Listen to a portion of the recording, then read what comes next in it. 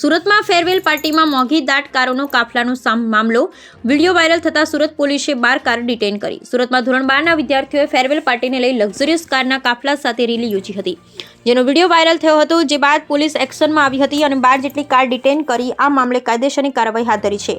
મળતી માહિતી મુજબ સુરતના ઓલપાડના કુંકણી ગામે ફાઉન્ટન હેન્ડ શાળામાં ધોરણ 12ના વિદ્યાર્થીઓને ફેરવેલ અપાઈ હતી। આ કાર્યક્રમમાં પહોંચવા માટે વિદ્યાર્થીઓએ લક્ઝરિયસ કાર સાથે રેલી યોજી હતી।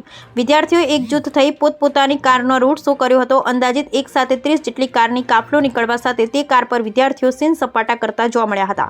જે વિડીયો વાયરલ થયા બાદ પોલીસ એક્શનમાં આવી અને 12 જેટલી કાર ડિટેન કરી છે। ડીસીપી રાકેશ બારોટે જણાવ્યું હતું કે સોશિયલ મીડિયામાં સ્કૂલના ધોરણ 12માં વિદ્યાર્થીઓએ ફેરવેલ પાર્ટી અનુસંધાને ગાડી લઈને નીકળ્યા હતા। એ બાબતનો વિડીયો વાયરલ થયો હતો। એમાં વિડીયો આધારે 26 જેટલી ગાડીઓ આઈડેન્ટિફાઈ કરવામાં આવી હતી અને 12 જેટલી ગાડીઓ ડિટેન કરવામાં આવી છે અને 9 જેટલા વાહનો શહેરની બહાર અને 5 વાહનો છે એ લોકોનો સંપર્ક કરવામાં આવ્યો છે।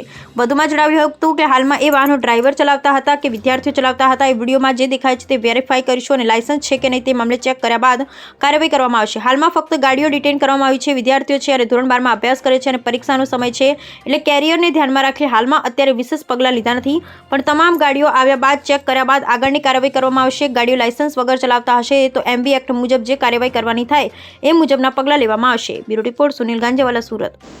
સર, સ્કૂલના છોકરાઓનો ગાડી ચલાવતો એક વિડીયો વાયરલ થયો હતો, કયા પ્રકારની કાર્યવાહી પોલીસ દ્વારા કરવામાં આવી છે?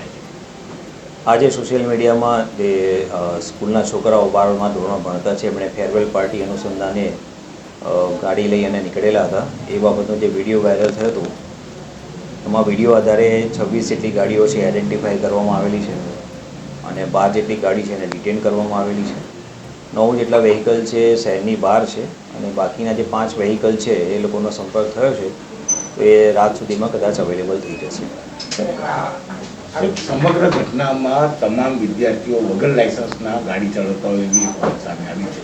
હાલમાં એ વાહન કોણ ચલાવતા હતા, ડ્રાઈવર ચલાવતા હતા કે સ્ટુડન્ટ ચલાવતા હતા, એ વિડીયોમાં જે દેખાય છે એના આધારે વેરીફાઈ કરીશું અને એમાં જો લાયસન્સ છે કે નહીં એ કાર્યવાહી ચેક કર્યા પછી એમાં આગળની કાર્યવાહી કરવામાં આવશે।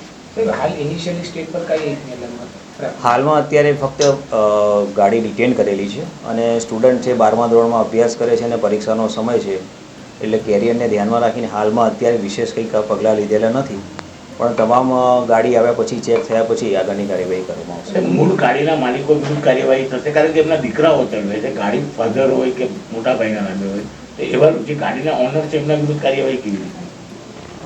ગાડી લાયસન્સ વગરના ચલાવતા હશે તો એ મુજબ એમવી એક્ટ મુજબ જે કાર્યવાહી કરવાની થાય છે એ પગલાં લેવામાં આવશે।